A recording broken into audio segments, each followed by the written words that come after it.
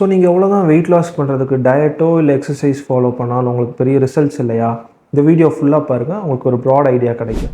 பொதுவாக நம்ம உடம்புல பார்த்தோம்னா 2 விதமான ஃபேட் இருக்குது. ஒன்று சப்குட்டேனியஸ் ஃபேட், இன்னொன்று விசரல் ஃபேட். சப்குட்டேனியஸ் ஃபேட் பார்த்திங்கன்னா நம்ம ஸ்கின்னோட கீழ் லேயரில் இருக்குது. இது நம்ம தொட்டாலே ஃபீல் பண்ண முடியும். இதே விசரல் ஃபேட் பார்த்தோம்னா நம்ம மசில்ஸ்க்கு கீழே இருக்கிற லேயரில் இருக்குது. அதாவது நம்ம ஆர்கன்ஸை சுற்றி கவர் ஆகிருக்கும், அப்படி இல்லைனா மசில்ஸுக்கு கீழே இருக்கும். இந்த விசரல் ஃபேட் ஜாஸ்தி ஆகிறதுனால பார்த்தோம்னா நம்ம பாடியில் டயபெட்டிஸ், அப்புறம் ஹார்ட் டிசீஸ், அப்புறம் ஃபேட்டி லிவர் மாதிரி கண்டிஷன்ஸ்லாம் நமக்கு வரும். ஸோ இந்த வீடியோவில் நான் என்னெல்லாம் ஃபாலோ பண்ணால் ஒர்க் ஆகாதுங்கிறத நான் சொல்கிறேன்.